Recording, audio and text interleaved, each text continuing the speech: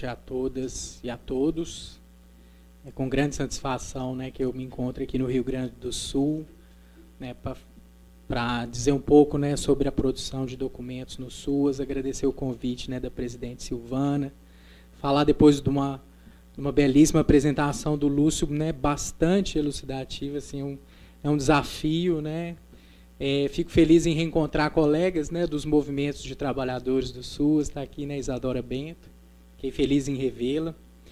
E o que eu pensei hoje, para a gente poder conversar um pouquinho, é uma apresentação e uma fala bastante técnica, né, baseada na minha experiência profissional, e também em percursos, né, de discussões no âmbito do Sistema Conselhos de Psicologia.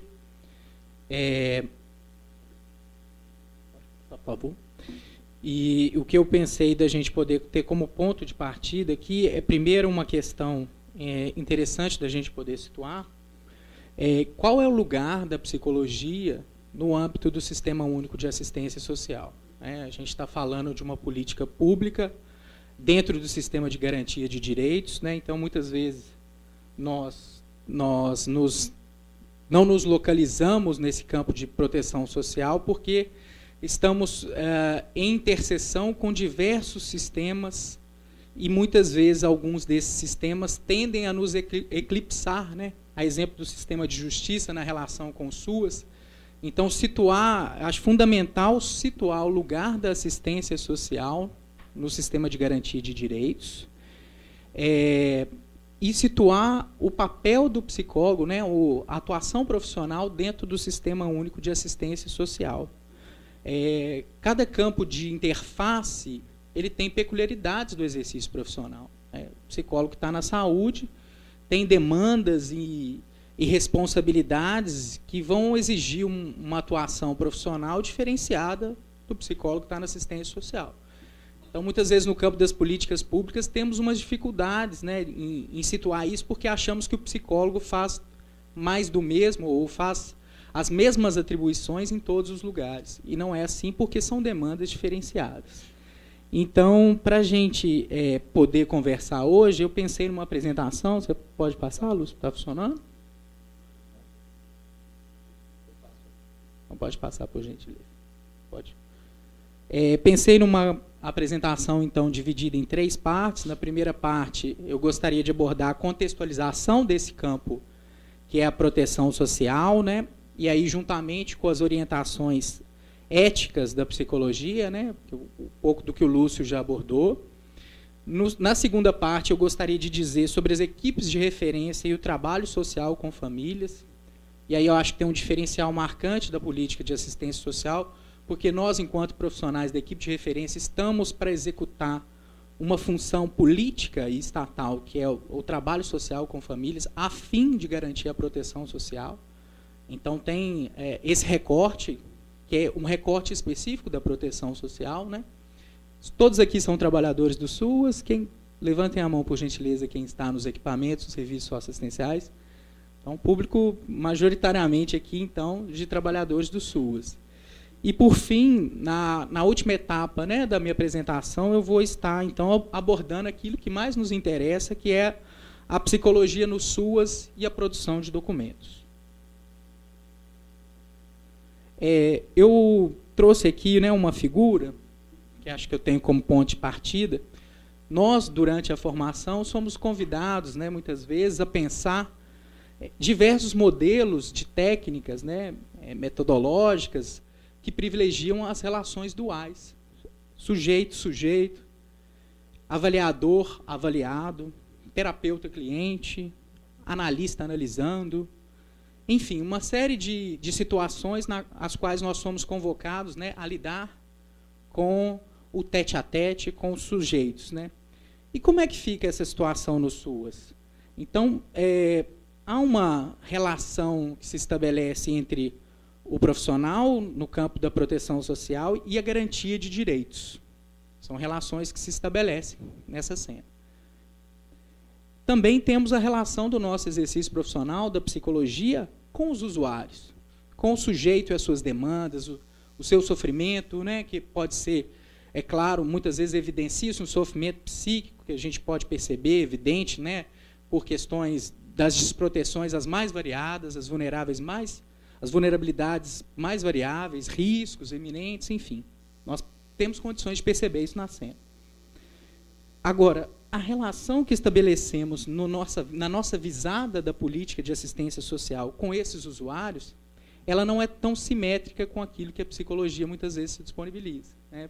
Pela nossa formação, pela forma como fomos solicitados a entrar nesse campo, temos um histórico e somos convidados a enxergar esses usuários não só sobre o olhar da psicologia, e sim de normativas políticas que estão postas para assistência social ser executada enquanto política pública.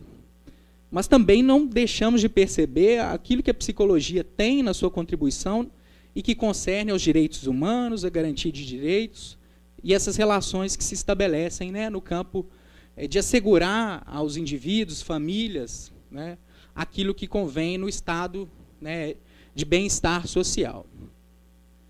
Mas eu sugiro que a gente vá para além da relação dual, né, o convite que o SUAS nos faz, enquanto profissionais, é que a gente supere essas relações duais, né, da garantia do usuário, da psicologia e da política, e a gente comece a pensar algo numa direção de uma compreensão multirrelacional.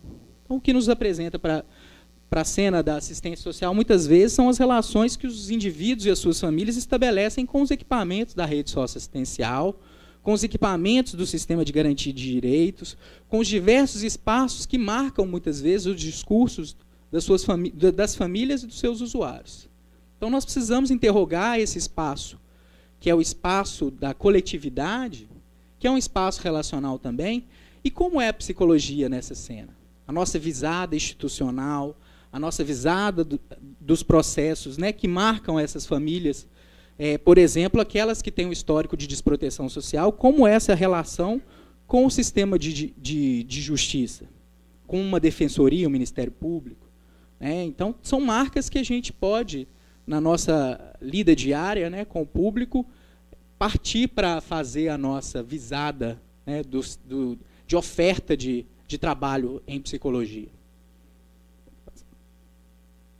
E aí eu queria, então, que a gente pudesse aqui, né, se a gente fosse demarcar a assistência social no Brasil, né, eu gosto de pensar um pouco nessa direção, né, talvez a primeira vez que um religioso português botou os pés nessa terra e olhou para as populações indígenas e acreditou que essa população deveria ser de outra forma ao modelo europeu, né, europocêntrico, né, a gente pode falar que a assistência social se apresenta em terras nacionais. Mas, recuperando, né, aquilo que é a etapa mais recente, né, da nossa história, nós temos um marco, né, da Lei Orgânica de Assistência Social, né, que regulamenta os artigos 203 e 204 da Constituição Federal. Então, é um passo importante do ponto de vista normativo. Mas, nesse período, né, da aprovação da LOAS, nós temos, então, concomitante a isso, uma efervescência, uma crescente nas entidades beneficentes, né, das organizações não governamentais, a sociedade civil, que passa a fazer o papel de proteção social dos indivíduos. Vocês podem avaliar o dia a dia, a proximidade no processo de trabalho de vocês vão avaliar que essa ainda não é uma etapa superada, né, da nossa relação com os direitos socioassistenciais, né?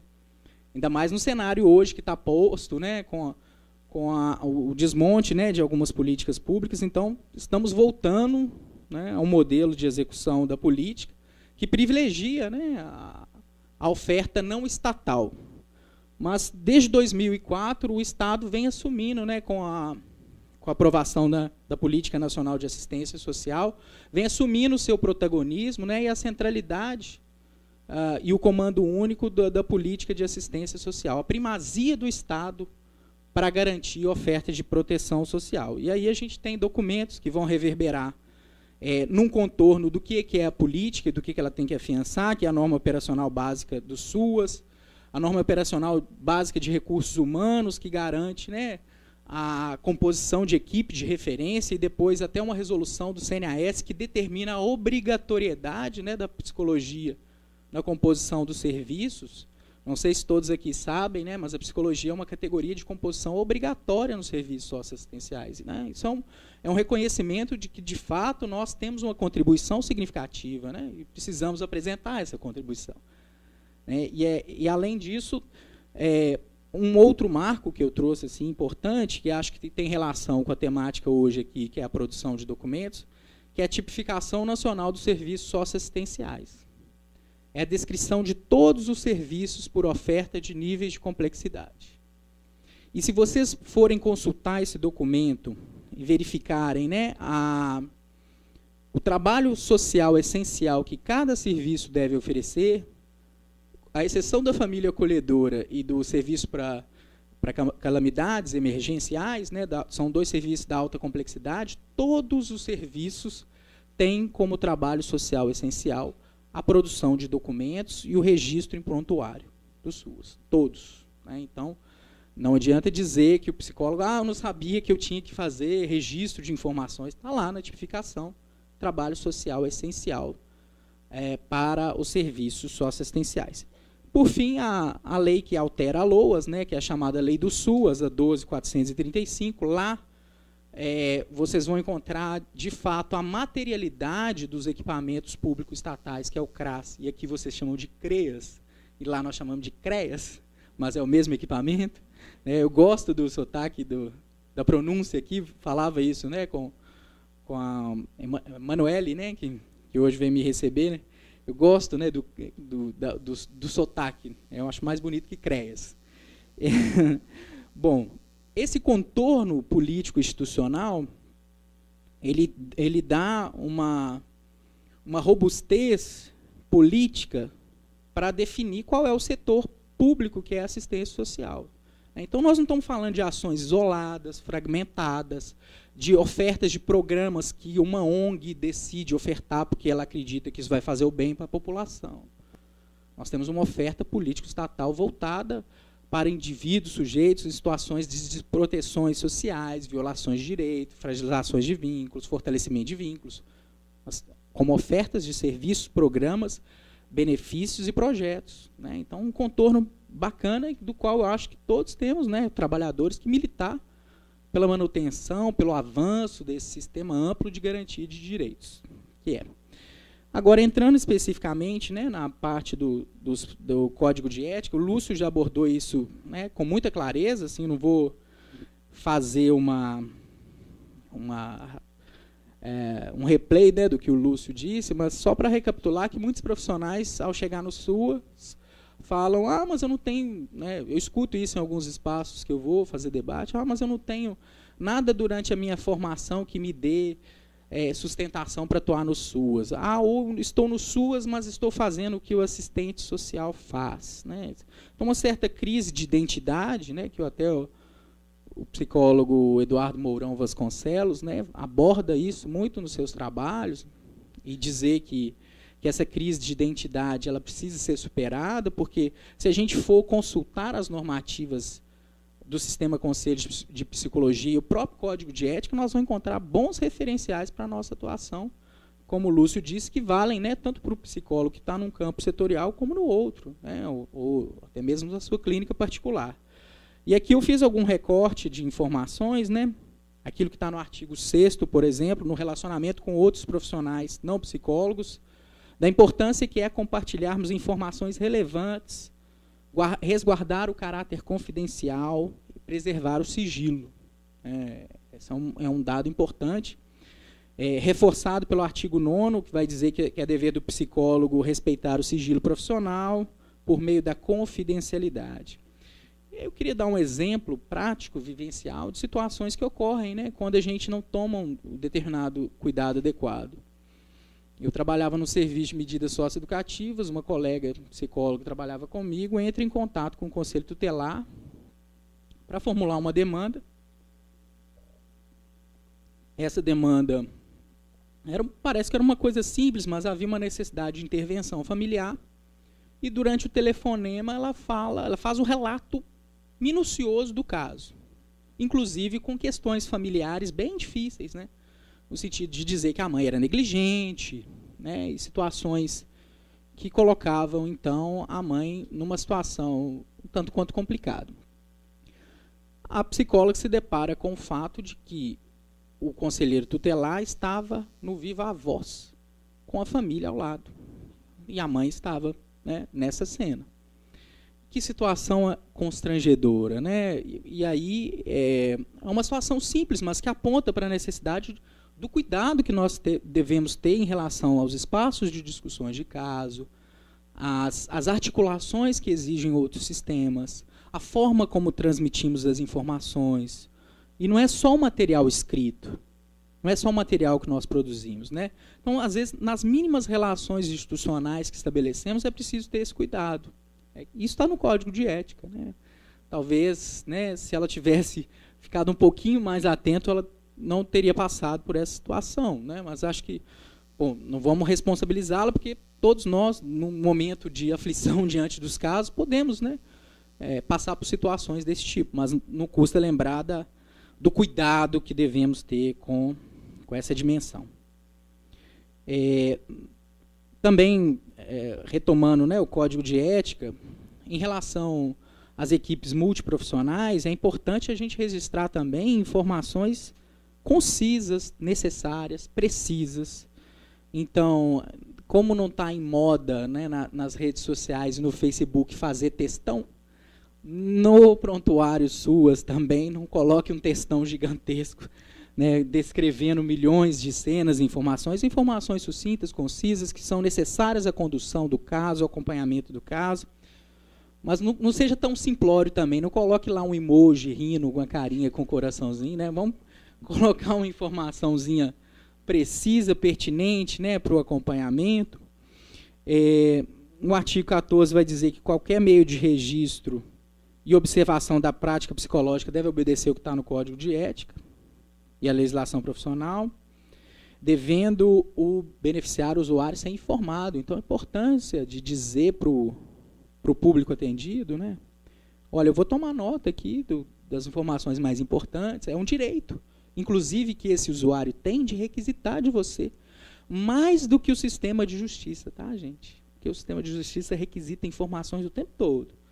E nós estamos sempre prontos. Agora, quando o usuário te pede, você fala, mas eu tenho que dar? Tem que repassar as informações. Eu queria saber. Agora, é claro, zelando, né, e aí vocês vão encontrar isso na nota técnica sobre os parâmetros de atuação, né, e a gente entra, né, no slide seguinte, né, na resolução 01 de 2009, que existe a possibilidade que a gente, enquanto profissional, né, essa resolução 01 de 2009, que torna obrigatório o registro profissional, ela, inclusive, oferta, né, a compreensão de que a gente pode ter o nosso registro de profissional específico. Não importa, não deixe de registrar. Se você não quer compartilhar determinadas informações, porque você acha que a questão do sigilo, em casos de família, por exemplo, né, se tem um agressor e a vítima, né, se o agressor requisitar determinados tipos de informação, né, se essa informação está no prontuário, possivelmente ele vai ler. Então, essa resolução ela coloca a possibilidade de que registros sejam feitos sobre a guarda de profissionais da psicologia. E registros particularizados, então, se há necessidade do profissional fazer, não é obrigatório, a gente sabe que no SUAS o que interessa é o prontuário da família, a forma de registro multiprofissional, isso é privilegiado. Mas podemos ter o nosso registro de informações que é específico do psicólogo, da psicóloga. E aí a gente sabe, né, como aí a resolução ela repete itens, né, do Código de Ética, mas só para reforçar que esse registro também pode ser feito de forma sucinta, contemplando, né, o desenvolvimento das atividades, os procedimentos técnicos científicos, e ele deve ser mantido permanentemente atualizado, né, uma dificuldade, seja prontuário eletrônico ou físico. A gente sabe que as rotinas muitas vezes interferem no processo de trabalho. Né? E fala, não tive tempo de atualizar as informações. Gente, mas se é informação sucinta, coloca lá. Arruma o tempo. Não precisa fazer textão, tá? Mas coloca as informações necessárias. no slide seguinte, né, sobre a guarda de documentos também, é responsabilidade do profissional ou da instituição. Então, muitas vezes a gente sabe que nos equipamentos a gente não encontra, às vezes, local adequado para isso. Então, tem arquivo que fica na recepção e as famílias esperam na recepção para atendimento e as situações mais variadas, né? E aí eu faço, né, essa provocação também, que eu acho que, na minha concepção, o sistema Conselhos de Psicologia pode atuar no âmbito das orientações institucionais quanto a isso, quanto à guarda de documentos, né? Não só dizendo ao profissional que você não pode deixar o seu documento ali, mas dizer para o órgão público que esse órgão tem que assegurar um lugar adequado para ele guardar os seus documentos. Em serviço multiprofissional, no artigo 6º, né, mais uma vez, diz do registro de informações necessárias ao cumprimento dos objetivos do trabalho, né, de preferência, né, em prontuário único. Então, aí, no nosso caso, a aplicabilidade no SUAS, nós vamos privilegiar sempre o prontuário da família, né, o prontuário que é feito em equipe multiprofissional, mas, se houver necessidade, nada impede que o profissional tenha o seu registro, registro de informações, né, pessoal. A segunda parte, como eu disse, a gente entra já no papel das equipes de referência, Lúcio, por gentileza. E aí, qual é o cenário que nós temos, né? O que está posto na NOB RH de 2007 é que as equipes de referência são compostas por servidores efetivos, responsáveis pela organização da oferta de serviços, programas, projetos e benefícios da proteção social básica e especial, levando em consideração o número de famílias, indivíduos referenciados e tipo de atendimento e as aquisições que devem ser garantidas aos usuários, né? Esse cenário, né, ele é um cenário ideal, né, que as equipes sejam compostas. Essa é a luta de muitos movimentos de trabalhadores. A gente sabe que ainda estamos bem aquém. Parece que, ao todo, no último censo SUAS, 47% ou 48% dos trabalhadores da política eram servidores públicos. Então, nem 50%. Então, a luta ainda permanece ativa, mesmo com todo o cenário, né, de retrocessos e de aprovações de leis, de terceirização e etc., a luta continua. A garantia para o exercício profissional, né, nesse cenário, Lúcio, o que a gente precisa fazer para compreender? Isso está nas orientações técnicas para o CREAS, nas orientações técnicas do CRAS também tem indícios, né, que se aproximam disso. Eu extraí das orientações técnicas do CREAS, porque eu acho que lá está de uma forma mais evidente, né? Então, o que a gente precisa para o nosso exercício profissional no SUAS? O sigilo ético das informações. A gente precisa lidar com as interfaces setoriais e institucionais. Nós temos que lidar com o acompanhamento familiar, atendimento familiar, a matricialidade sociofamiliar e transitar nas dimensões objetiva e subjetiva. Então, aquela primeira imagem, a segunda imagem que eu trouxe, né, de como que as famílias e os indivíduos são orbitados, né, e transitam pela rede, tanto de proteção socioassistencial como o sistema de garantia de direitos. Então, fazer a leitura disso é importante. A interdisciplinaridade e a integralidade são desafios, né? Então, articular saberes, pensar a psicologia diante de um olhar de uma outra categoria, né? Muitas categorias vão dizer o que a gente tem que fazer, né? Não, o psicólogo não pode fazer isso, não. Opa, peraí, de onde que você tirou essa compreensão? Não, mas é porque está lá na política. Tá, vamos lá ler. Então, verificar se isso de fato procede, né? E sempre recorrer às nossas normativas para a gente ter essa segurança mesmo. Porque há uma compreensão do que o psicólogo pode e não pode, que não é a compreensão do sistema Conselhos de Psicologia, muitas vezes, né? Que é a compreensão de que uma outra categoria tem da gente. O psicólogo não pode conceder benefício eventual, não. Né? De onde que isso está, né? Na legislação municipal? Ok. Está normatizado assim, porque o controle social determinou dessa forma. Mas, em outros espaços, se isso não está definido, cabe a discussão.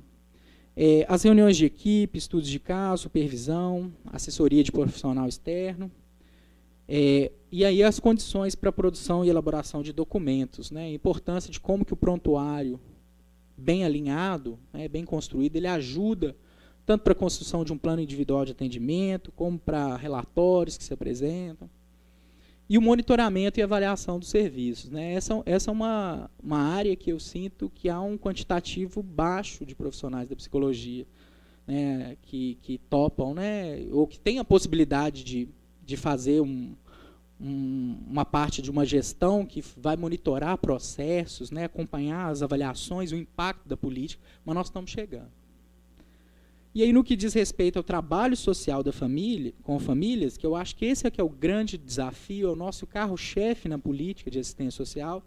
E aí, nesse sentido, nós estamos em pé de igualdade com qualquer categoria, porque é a política que se destina a fazer o trabalho social com famílias, é a equipe de referência que se apresenta para isso, e nós estamos lá, tal e qual um terapeuta ocupacional, numa circunstância, também se apresentaria. Claro que tem as nossas especificidades, tem.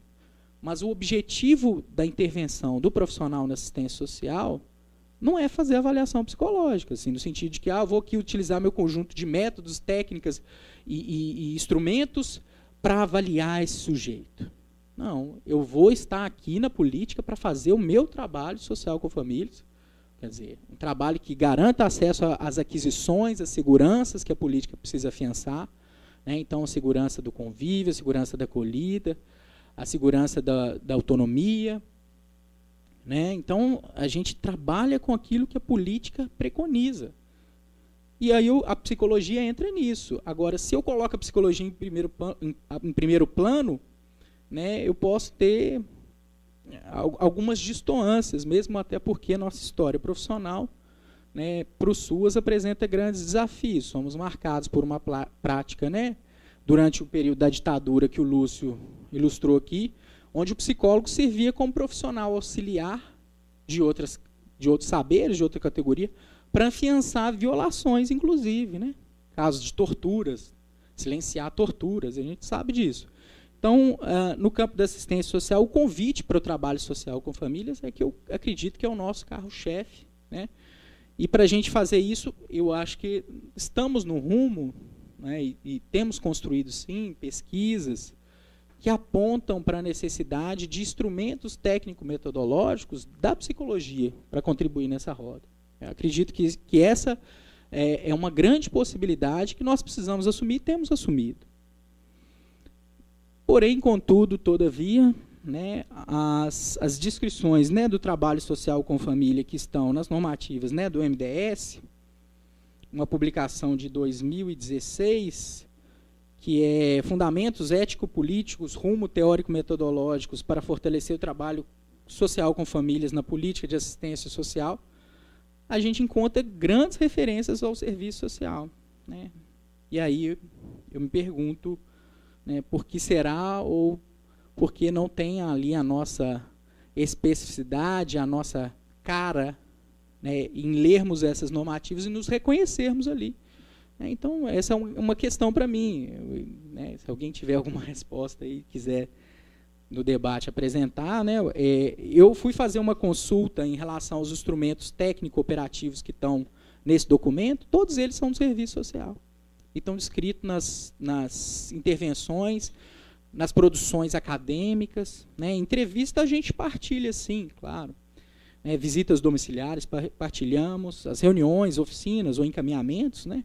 Mas são procedimentos que são rotineiros na profissão do serviço social, né? E talvez a gente tenha alguma coisa para trazer bacana, né? Eu escutava em um evento em Fortaleza um colega dizendo de uma situação que ele fez uma intervenção de relaxamento ali simples. Ele falou, mas eu aprendi uma técnica de relaxamento, mas me disseram que aquilo ali era clínico. Eu falei, não é clínico, eu queria fortalecer o vínculo da mãe com a filha ali. De fato era. Se o objetivo está preconizado na política, que é garantia e aquisição, né, como aquisição, a segurança do convívio, se você tem uma técnica, um saber psicológico que contribui nessa vertente, não se trata de clínica, se trata de assegurar e afiançar aquilo que a política preconiza. E, gente, nós precisamos deixar de ser acanhado nessa vertente, né? Precisamos dar a cara do que é a psicologia e falar, perdeu o medo de ser feliz. no SUAS, né?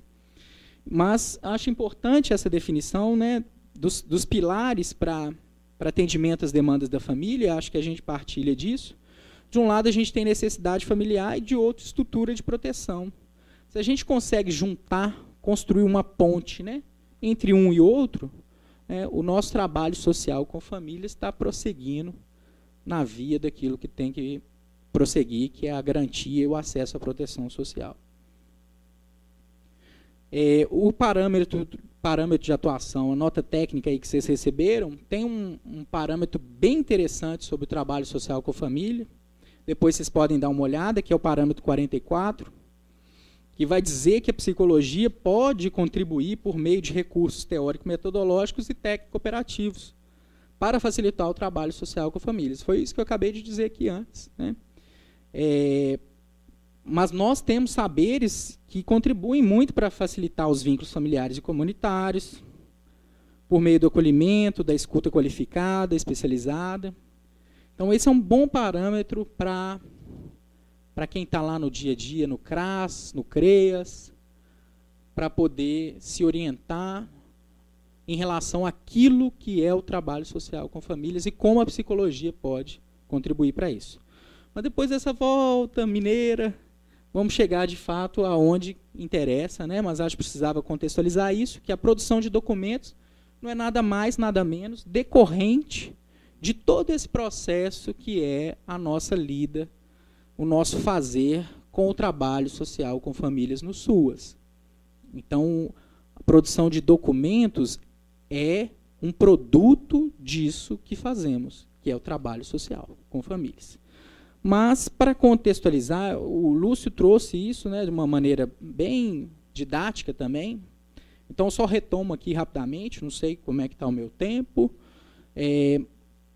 Retomo aqui uma diferenciação, né, uma caracterização na etapa dos COREPs do ano passado, né, que resultaram no CNP, nos congressos regionais de psicologia, e estiveram em pauta assuntos relacionados à Resolução 07, né, inclusive a revisão dessa própria Resolução 07. Então, durante esses debates, algumas tentativas de sistematizar um pouco de qual que seria a característica marcante desses documentos, né, debates foram traçados. E eu acho importante definir aqui, né, o que está ali na coluna à esquerda seria os documentos, né, como o Lúcio citou. Quem emite esses documentos, então, declaração, psicólogo em geral. Qualquer situação que tenha a necessidade de informar a frequência, a regularidade, periodicidade dos atendimentos, está lá o psicólogo, pode emitir esse documento sem medo de ser feliz. O atestado, né, e aí acho que é uma questão mais clínica e que diz respeito ao contexto psicoterápico de serviço de saúde, onde o profissional vai determinar uma situação ou estado ou uma situação que justifique algo, né, podemos usar os Fs, que estão lá na CID. O laudo e relatório, há uma polêmica aí posta, né, porque até então as discussões contemplavam, né, tanto é que há teóricos que defendem que são dois documentos diferentes, né. O laudo, ele é uma questão geral, ampla, mas ele pode conter um parecer, mas isso não está revisto, né, eu estou dizendo como tem sido problematizado, né, algumas discussões. Então, ele seria, ao mesmo tempo, com uma construção ampla, ele seria finalizado com uma questão focal, né? E aí, quem que seriam os profissionais, né, mais demandados a produzir esse documento seriam os peritos ou os psicólogos em gerais, né? Mas a forma como ele está configurado hoje em dia, ele é uma questão ampla, aborda a questão genérica, utiliza-se de avaliação psicológica, como foi dito, né? O parecer, ele aborda uma questão focal, né? O parecerista, ele é convocado a fazer um documento para juntada de processo, e aí a provocação, né? No SUAS, os psicólogos são mais trabalhadores do campo da proteção social ou parecerista para o sistema de justiça, né? Essa é uma questão que eu acho que a gente tem que limpar o campo. E acho que para o sistema conselhos também nós precisamos limpar o campo, porque A resolução de 08 de 2010, ela vai dizer que, na produção de documento do perito, o profissional faz um relatório. E na resolução 17 de 2012, que dispõe sobre a atuação do psicólogo como perito em diversos contextos, vai dizer na produção de documentos que o perito faz parecer. Então, nós temos que, mais um motivo que o sistema conselhos, né, precisa assumir a responsabilidade de fazer revisão dessa resolução, porque nem nesse campo da perícia, né, do assistente técnico, está muito claro, né? Você tem sujeitos que estão defendendo, inclusive, um relatório que contenha parecer. Essa discussão ela acaba afetando a nossa função profissional. Se puder passar para mim, Lúcio, por gentileza.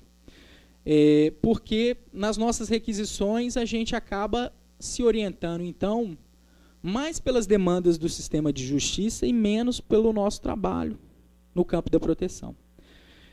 A Secretaria Nacional de Assistência Social, em 2016, ela realizou uma construção de uma nota técnica, que eu acho que é a primeira tentativa de tentar dar um contorno para os documentos que são construídos não por psicólogos, mas pela equipe de referência dos serviços socioassistenciais no SUS.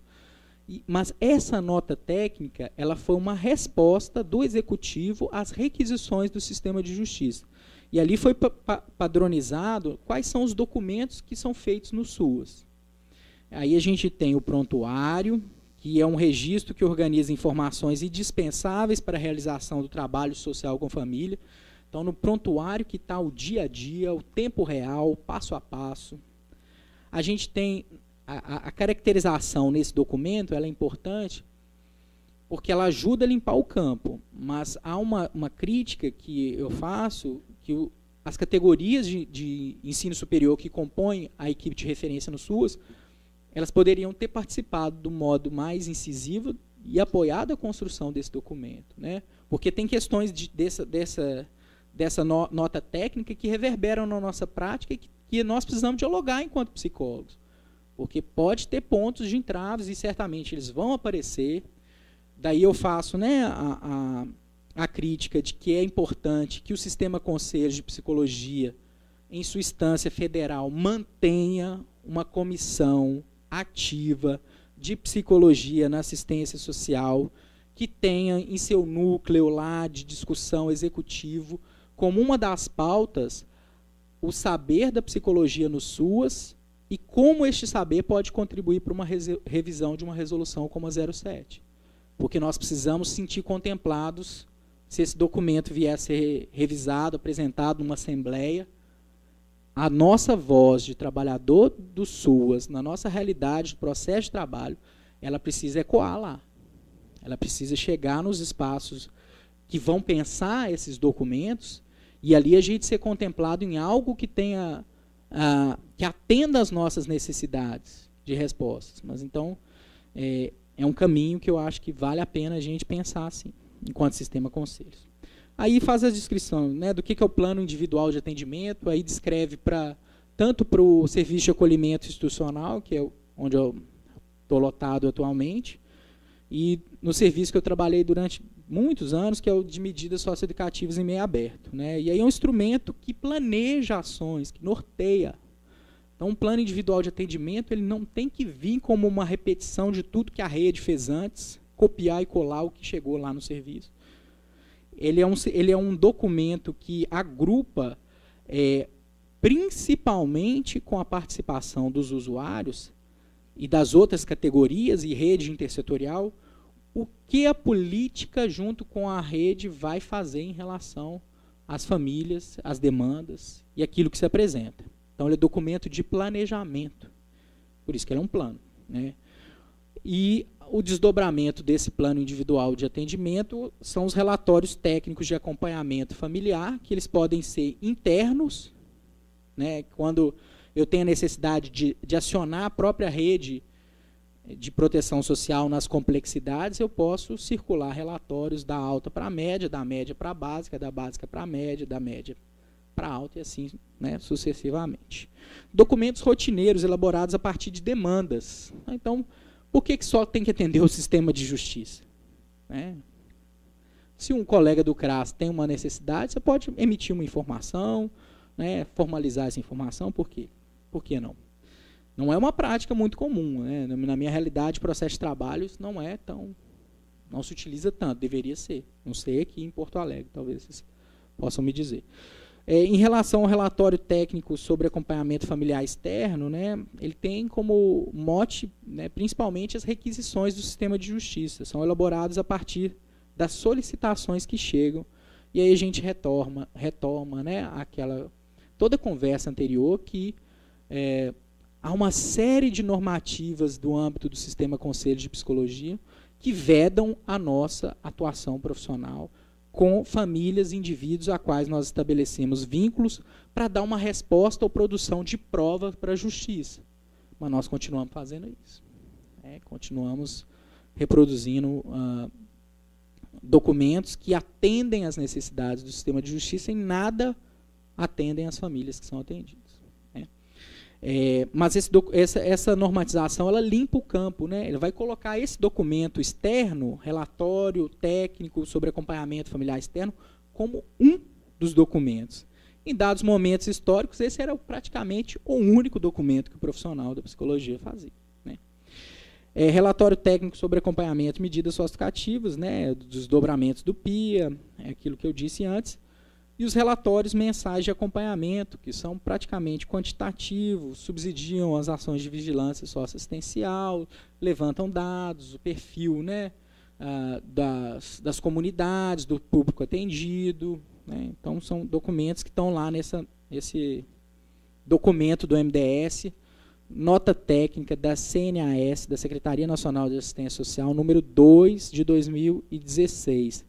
Tem no hot site da Compass, tem a indicação no parâmetro que vocês receberam, vale a pena consultar esse documento, porque ele também vai dizer dos procedimentos que extrapolam a função da psicologia no SUAS. E ali ele descreve muito caracteristicamente quais são esses procedimentos. Realização de perícia, gente, não é função da psicologia no SUS. Nós não somos peritos para avaliar as situações que envolvem as demandas que podem ser tratadas pela equipe multiprofissional do próprio sistema de justiça. O psicólogo do SUS não está para tampar buraco do déficit de número de profissionais que estão no sistema de justiça. Em muitas comarcas é assim. Eu não sei, acho que talvez a distribuição de renda no sistema de justiça seja tão desigual que não abre esse concurso público, porque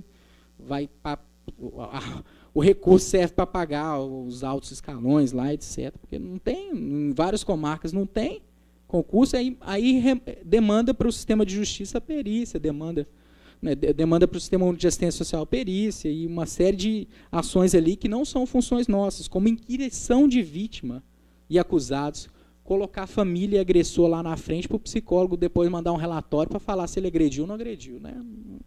Não é dessa ordem que o nosso trabalho tem que proceder. Oitiva para fins judiciais, que são as audiências, no qual vai fazer a cariação da parte, usar o psicólogo como testemunha de família que ele acompanha. Isso não é uma situação adequada. O psicólogo tem sim o dever de se apresentar em juízo e dizer que, inclusive, ele é vedado a ele, aquilo que está no Código de Ética, determinados tipos de informação que ele pode avaliar que não vai ajudar no caso. Pode dizer, olha, meritíssimo, você vai me desculpar, mas as informações que eu tenho em relação ao caso não corroboram com a sua expectativa, mas estou aqui à disposição, se você quiser, se eu puder ajudar. A guarda e a tutela de crianças e adolescentes, Antes, produção de provas de acusação, então medidas socioeducativas, isso é uma indagação, porque os adolescentes vão lá na cena lá do atendimento, vai falar, eu matei 3 lá na comunidade, lá. Peraí, eu vou escrever para o juiz aqui. Então, a gente tem que tomar esse cuidado de que nós não precisamos produzir provas de acusação contra o público que nós atendemos. No que diz respeito à guarda e à curatela de idosos, a assistência social não precisa ser constrangida, porque tem que assumir. Não. Se houver uma determinação legal condizente, o acolhimento institucional, etc., esse processo ele se instaura desde que haja a perda, né? No caso da criança e do adolescente, né? A perda da guarda temporária. Então tem que ter um rito jurídico aí, não é porque o conselho tutelar quer falar, eu vou mandar aqui para você porque o problema é da assistência. A adoção de crianças e adolescentes também não é responsabilidade, né, do acolhimento institucional cuidar disso. Ele intermedia, mas quem destitui o poder familiar é o juiz, e é com as condições que estão postas ao acompanhamento das famílias pelo próprio Poder Judiciário. Né? Averiguação de denúncia, maus tratos, liga a Polícia Civil lá no CRES, lá que eu trabalhava, e aí eu sei que está atendendo a família, quer saber se ele está batendo a mulher, com o que ele está batendo. Nós vamos falar, não, quem tem que investigar isso é... Né, a gente tem informação, mas essa é uma informação que vocês têm que apurar aí, porque eu não estou sabendo, não, é mesmo. Né, então, Polícia Civil querendo saber aquilo que ele tem que fazer para apurar a denúncia no CRES. Né? Então, isso tudo a gente vem afirmar, né, que nós precisamos limpar o campo com muita clareza, muita seriedade, ética nisso, né, na resposta. Violência contra a mulher, etc. Né? Enfim... Eu acho que o documento que vocês receberam, né, sobre a produção de documentos, ele ainda mantém duas questões fundamentais, que eu acho que nós temos que assumi-las e tratá-las. Eu acho que ele não esgota. Né? Vocês vão ver que do parâmetro 15 ao 23 são parâmetros que tratam da produção de documento no SUAS. Mas essas duas questões elas continuam produzindo tensionamentos, né, que eu acho que eles precisam culminar na revisão da Resolução 07 de 2003, que é como é a produção de documentos psicológicos no âmbito do SUS. Como é? Nós fazemos lá o relatório psicológico no SUS, ou nós fazemos o relatório técnico sobre acompanhamento familiar? Né? O MDS orientou uma vertente, a categoria, né, nossas resoluções orientam que fazemos relatório psicológico. Mas espera aí, é decorrente de avaliação psicológica. Né? Toda avaliação de um psicólogo ela tem um contorno de ser uma avaliação do profissional de psicologia. Mas não quer dizer que eu estou lá fazendo trabalho social com famílias e meu objetivo prioritário é fazer uma avaliação psicológica dessa família. O meu objetivo prioritário é garantir as seguranças de convívio, de renda, né? De convívio, de autonomia e de acolhida. Esse que é meu objetivo lá. Eu dando conta de fazer isso, tá bom demais, gente. Já é trabalho pra caramba, né? É muito trabalho. Então, essa questão que se apresenta para esse contexto, né, de produção de documentos psicológicos no SUAS, ela ainda vai demandar um bom trabalho, uma carga de esforço do Sistema Conselho de Psicologia para chegar num bom termo com aquilo que diz respeito à assistência social. E aí a gente mantém em aberto também essa pergunta de como é a produção de documentos, né? O que é e como é a produção de documentos decorrentes do trabalho das psicólogas no SUAS. Decorrente do trabalho das psicólogas no SUAS é análogo, né, ao decorrente do trabalho das assistentes sociais no SUAS, porque elas também estão lá junto conosco fazendo uma intervenção muito peculiar em relação ao trabalho social com famílias, no trabalho interdisciplinar, pelo qual a produção de documentos pode se guiar. Né? E aí, por fim, eu escolhi um parâmetro, né, que eu acho que diz respeito às questões do sistema de justiça, e é fundamental a gente ter a clareza que é aí que o bicho pega, é aí que temos as maiores dificuldades. Eu fiz um grifo, né, e aí retomo aquilo que a nota do MDS já fala, que as requisições do sistema de justiça elas extrapolam nossas competências no campo de atuação profissional, né, no campo da proteção social. Elas podem afetar o vínculo estabelecido entre o profissional e atendido, bem como a atuação no território. E elas incidem diretamente em atribuições que são competências de perito e assistente técnico. Eu posso até ser perito no SUAS, mas vem cá, Meretício, você vai me pagar?